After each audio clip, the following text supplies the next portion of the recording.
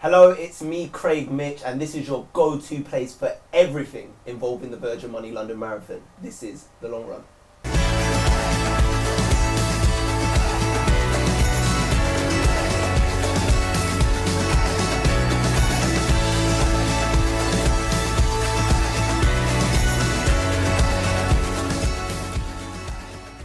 Welcome to The Long Run. We are back in the studio, and remember, we are coming to you live from London, 6 p.m. every day up until the big day, the race day on Sunday. And today I'm joined by another special guest, okay? Now this is the most successful London Marathon athlete ever of all time. It is the one and only David Weir. David, how are you? I'm good, thank you. Just shake it up. Yes, how are you? Yeah, well, I'm good, thank you. First time here in the Long Run studio. What would you think of it? It's amazing. Yeah? Love the artwork and the pictures. Great. We got one great right here, as you can see. What'd you think of that shot right there? It's not bad, is it? It's cool. I like it. It's iconic. It looks fierce. It looks like you're ready for business. Yeah, I always am. Had the press conference today, and you're sitting there with your rivals, and you're just trying to stare them out a little bit and get into that zone. But yeah, a bit of mind games, getting that's their heads. right. Yeah, you got to. I love that. Well, I'm gonna take your word for it because you're very experienced when it comes to this. Before we get into more of the chat, I just want to let you guys know that we are gonna do the poll right now. So we are gonna ask the people that are viewing this, but only Twitter. If you're watching on Facebook or YouTube, you can't vote. Everyone on Twitter, you can vote. And the poll today is: will David win his 9th marathon on Sunday? Yes or no? It's simple. David, you gonna win it? Influence him. I hope so. Yeah. No. I reckon you will. But it's up to you guys. Have a vote. Let us know. And remember, you can only do that on Twitter. At the end of the show, we will announce the result of the poll. I'm confident. We'll go straight in with a chat. This will be your 20th consecutive London Marathon. I mean, that is an achievement in itself, I have to say. How much of an achievement is it for you, though, personally? It's massive. I've just been lucky over the years, not had any big injuries and not missed the marathon. But I've done the mini marathon before that as well, so I've been involved in the marathon for nearly 30 years. So it's been a long time, but it's where I started. It's the race that gets me going. I love this race. It's part of me. I feel part of the London Marathon, and I just love the whole build up, the whole day. It's a special race with the crowd and the atmosphere and the iconic views. You go past Big Ben and Tower Bridge and stuff. Yeah, it's great. I just want to ask you, I mean, like you said, your 20th consecutive marathon, but you did mini marathons before. How much have you grown and changed since then, since your very first marathon 20 years ago? Not just as an athlete, but even as a person. Just as a person, I was very shy, no confidence in myself, no self-belief. Sport and racing gave me a lot of confidence with my disability and in myself as well. So I've grown as a man and as a person just because of this iconic race. Yeah, and that's the thing here at London Marathon. I mean, it's such an inspirational occasion. I'm sure you're a massive inspiration to many people out there, and I believe the highest human act is to inspire. Who inspired you as a young athlete? What athletes inspired you, or people even? I'd say the athletes that inspired me were two great wheelchair racers back in the day. Chris Hallam, who won, a Welsh guy that won the race. I was inspired by him, watching him. Yeah. So when I used to finish the mini marathon, I used to say to my dad, can we wait, because I want to see Chris come through and talk to him. But I didn't talk to him because I was so shy. So, and then obviously there's Heinz Frey, who's one of the greatest in my eyes of wheelchair racers ever. Still holds the world record. Yeah. He's doing London on Sunday, and he's in his 60s. So he's iconic to me. But my family members were big sports people. So my brothers were boxers. So that inspired me to do a sport that I loved. Yeah, and I heard you're a big fan of boxing as well, aren't you? Yeah, massive fan. Yeah, love it. I think I would have done it if I was able-bodied. To be honest, it was the sport that I was brought up around, and going to all different gyms around London. So I just want to ask you as well. You got your number sorted. You registered. All good to go for Sunday. Yeah, all good. That's good because a lot of people have been down at the running show, the Expo, registering. Once again, we spoke about it yesterday, and there are thousands. They've been there today. Let's have a look. This is my very first London. I've heard great things about it. Yeah. Great things Yeah. about it. You work so hard to get here, and you want to be able to enjoy it. So I'm gonna stop, take selfies, enjoy the scenery. So for me, I was in an accident about 4 years ago and broke loads of my feet and hip and face. So it's really about mechanically whether or not I've built myself up to the point where I can do it again. But when you finish, it's got the best energy in the entire world. Like, oh, I just want to do it again. I've done 3. This is number 4. Well, it started off as quite selfish. I wanted a personal test to run. Nice. But then I changed that, and I'm now running the 12 marathons on behalf of CALM, the campaign against living miserably. So I'm running it just for them to raise awareness about male suicide and raise some money for them. What number marathon is this for you? 344. So you are going to be running your 344th marathon on Sunday. And it'll be my 14th London. And your 14th London. Yeah. Honestly, like, I can't even get my head around it. It's basically the fact that it gets me out, keeps me fit. Oh, Paul, you're absolutely incredible, and you, Dave. We wish you the best of luck on Sunday, and make sure you look out for these two 344 marathons.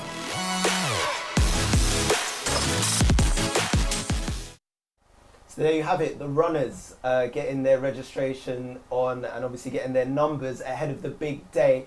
And as we saw there in the clip, David, you know, we had a guy there called Paul.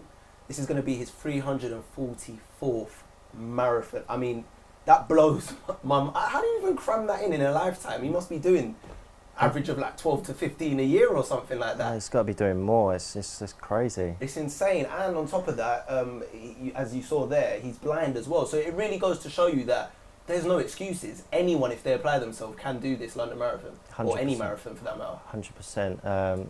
Just dedication and willpower to do it is just truly amazing. And to do that many, Yeah. God, I thought I've done some marathons, but You have. but that takes the biscuit. It's insane the amount I've done. Major props to him. I just want to say as well, is it sort of addictive? I'm getting the impression that once you do one, it's something you keep doing, because I haven't met someone that's really done just one or two. They seem to do a lot more. Yeah, I speak to a lot of people, they've done one and they're not sure if they want to do another one. Then when London comes around again, they're like, oh, do you know what, I'm going to try and sign up for next year. And then you see them like 6 months after and they go, yeah, I did it again, I've done my second one, and then they're buzzing, they might do another one. So yeah, it's definitely a bug that you get when you do your first one. I can see it. I just want to ask you as well, what separates the Virgin Money London Marathon from all the other marathons worldwide, in your opinion? I get asked this a lot. For me, as a professional athlete, it's just the organisation around the race. Okay.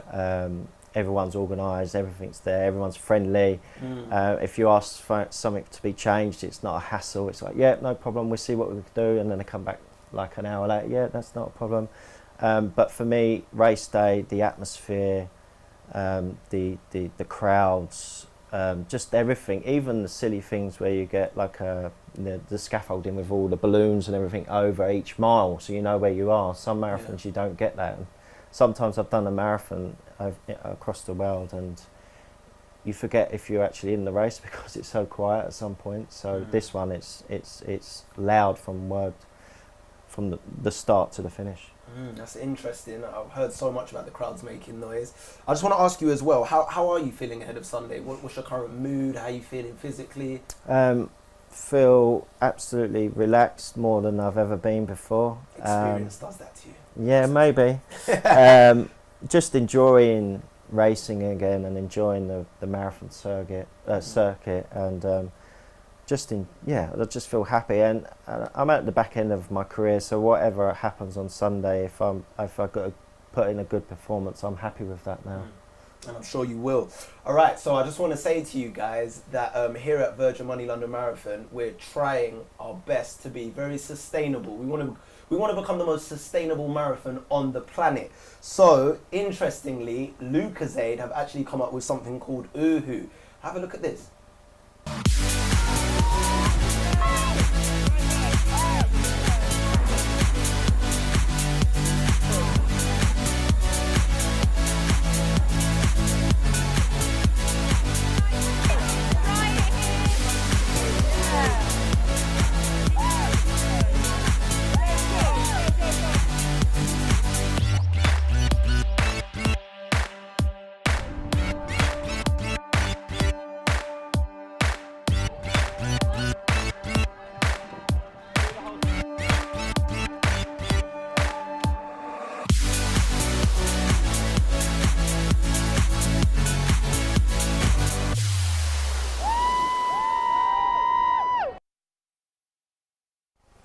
amazing. An amazing invention there by Lucozade. You know, we want to reduce the plastic bottles. You know, we want to think about the environment. And it's just a nice little thing there. It's made from seaweed, these Uhu capsules. And they just, you know, you can just swallow them or you can throw it away. They're completely 100% biodegradable. What's your thoughts on that? Oh, it's truly amazing. I'm gutted that I won't be able to try them because we have gloves on, so it'd be impossible to get it in your mouth. But I'm definitely going to give them a go after and see what they taste like. You could have people from the crowd just throwing them. Yeah, I'll try to open my mouth, won't I? Yeah. But yeah, it's interesting to see what it actually tastes like. If it does make it taste better, but it's definitely amazing thing for the environment, you know, all them plastic bottles on, and for the cleaners after, you know. And even for the athletes, you don't want to kind of stop or be carrying one. And plus it saves, I suppose, injuries to people slipping on the bottles as well. That's true. That's another thing I didn't even think of right there. That's really good. All right. Also, we have a clip from the wheelchair press conference as well. Have a look at this. Definitely, and I think that's one of the things that I find really exciting about the marathon right now. I just feel like there's so much more room to grow in it, and even winning this race last year, there was a sprint finish of 5 of us, and any of us could have taken it. I think I just made a move at a time that suited me, but it really could have been any of us. It was so close, and so I'm not reading too much into that. I'm not taking that on board too much. Every race is its own, and I've been really happy with my results, you know, since really stepping up to the road races, but yeah, there's definitely a lot of room to improve. I was very successful, like in 2007 and onwards. You know, I broke world records. I felt, you know, every time I got on that track or road that no one was going to beat me. And then you realise that a lot of people were trying their hardest to knock me off that pedestal, really. So I had to really dig deep and start training, not harder, but just focus on certain things that I missed out in certain races. So there you have it, the wheelchair press conference. David, you was there. How was it? Yeah, different this year. We usually have like the top 3 men in our race, but this time they wanted the 2 winners from last year, so it was quite quick and short, which was better for me because I had loads of one-to-ones after that, and I'm still doing it now with you guys. So it's been a busy day, but yeah, it's good to get it out of the way now. Is that where all the mind games were taking place that you were talking about earlier? Yeah, a little bit. Just staring it out, the competition, see what's going to happen. Yes, that's it, mate. I'm sure they're more intimidated by you. Like you said, this is your 20th one, so I'm sure they were trying to tap into your mind and take a bit of your special sauce. Probably, but I'm just me, so I'll just get on with it, to be honest. I love that. Humble. All right, so like we said, it is a massive race. It's very inspirational. You know, we saw Paul, he runs it, he's blind. Yourself, you know, we've got people doing it in wheelchairs, but we also have people doing it in costumes. Amazing. Which kind of makes it fun, doesn't it? What's your thoughts on that? It's unique. You don't really get that in all the other marathons around the world, you know, guys running in amazing suits and doing it for amazing charities. You know, look how much money they've made over the years. You know, raised over the years for different charities. It's truly amazing. It is. Blows my mind every year, to be honest. Yeah, and then the thing is, when you look at it, you think some of these costumes, it just must be so difficult to run in them. Well, the training as well, like to do it every day or doing the runs they have to do as a team together. It's just, it's mind blowing. I find it hard just pushing the wheelchairs and you know, with a suit like a rhino suit on top of you, it must weigh a ton. Well, listen, I know all about it because I actually went down to meet the people from Save the Rhinos to speak to them about the charity. Have a look at this. I'm here in South London for the Thanks a Billion campaign with London Marathon, and I'm going to be joined by these guys to talk Save the Rhinos and the Virgin Money London Marathon. Guys, wait up! I am super lucky to be the CEO, so I've been at Save the Rhino for 17 years now, and we've grown in that time, but in a lot of ways we're still very similar. I think we're still really close to our supporters, we're really close to the field programmes that we're trying to raise funds for. And yeah, the rhino costumes have been with us for even longer than I have. You know, the campaign is Thanks a Billion, and that's because we've raised, you know, over $1 billion over the years that London Marathon's been going.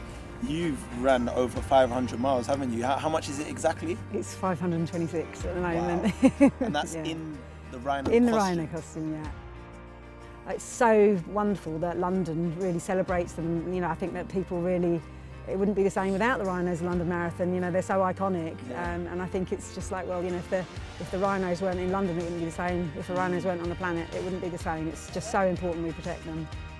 That's what motivates you. That's what keeps you going, and every single mile after mile, keeps you going, because you're trying to raise as much as possible for an awesome species that is in big trouble. It's awkward, it's noisy, you can't really see where you're going a lot of the time, and you know, it's quite hard work. You have to hold the head in front of you.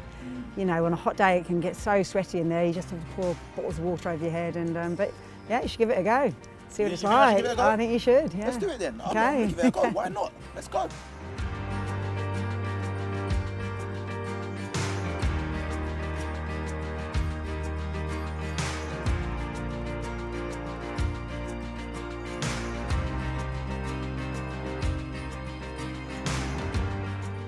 You gonna go for a little jog? Yeah, it's one of us. You go. Okay. Where are we going? Where am I holding it? Here. We need all the support we can get. As I say, you know, as an individual runner, that's what you need to keep you going mile after mile, step after step. But you know, not just on the day, it's in terms of the fundraising that we can get together. So, you know, every amount of support and help and influence that people can put our way is magnificent. And please, you know, do all you can for the rhinos and to help this magnificent species. So that was me with members of the Save the Rhino charity, a brilliant charity, obviously trying to help the endangered species that are rhinos. I learned a lot about them, David. I definitely want to go and see some rhinos in the flesh, because they gave me so many facts and figures about the rhinos, and what's actually happened to them is quite sad actually. But I don't want to focus too much on that side of things. I want to focus on the brilliant gesture that they're doing, and you've got Rhino Boy there who I actually met. Okay. He's run it a few times as well. He's going to be at this year's marathon on Sunday running. And if you guys are going to be there cheering on from the sides, make sure you cheer them on and get them over the finish line. But how crazy is that people can run those in those suits once again? It's truly, yeah, it blows my mind, you know, with all that, with the suits and stuff like that. But they're doing it for a good cause, you know. Yeah.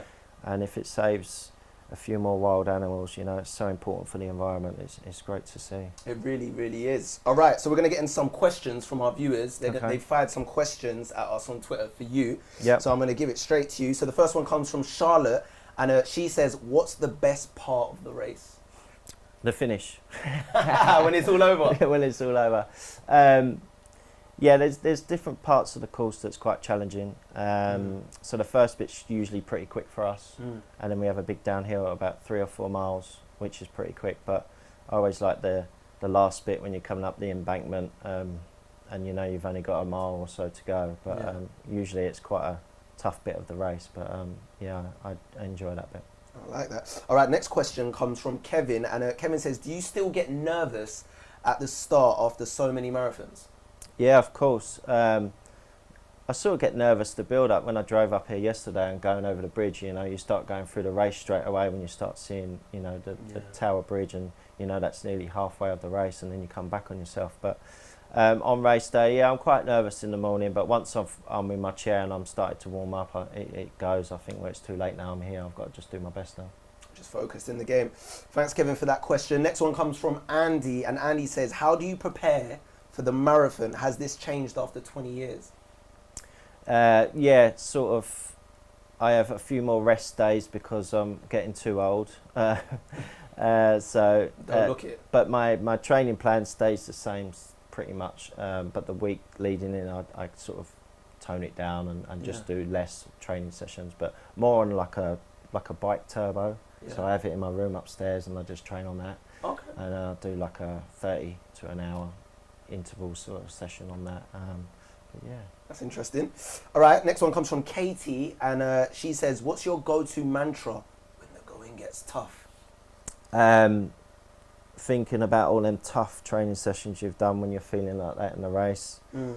Digging deep when you really want to win, and you know the guy's pushing slightly better than you at the end in the race. It happened to me last year. I had to dig deep.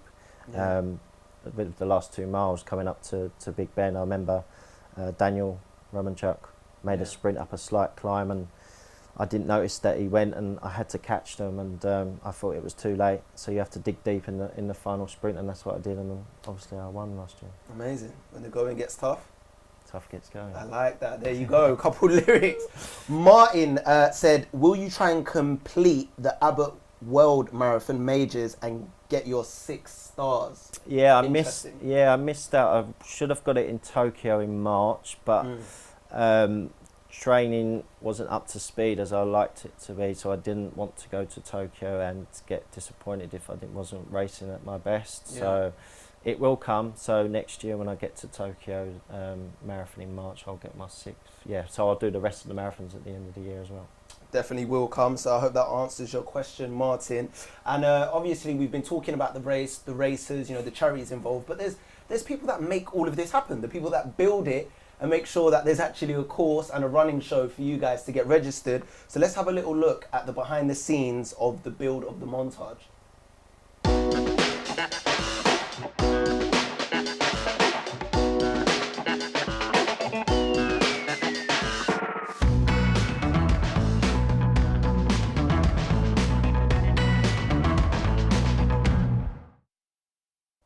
So there you have it. Nice short clip there of people building the montage. I just want to speak about advice for people that are taking part in the race this year. So obviously there's going to be so many people running that aren't elite runners, but you know, this could be their first marathon, it could be their second, their 6th.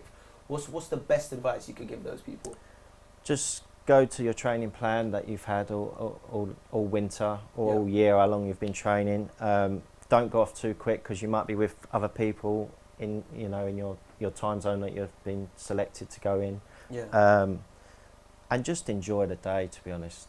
You know, don't keep looking at your watch if you want a time, you know, just enjoy it. Take your time, lots of fluids, make sure you carb up all week, make sure you sleep all week because you know the night before. Rest is key. Yeah, you won't sleep because you'll be tossing and turning and thinking I've got to be up so early to get to the start. So make sure you have a lot of early nights this week.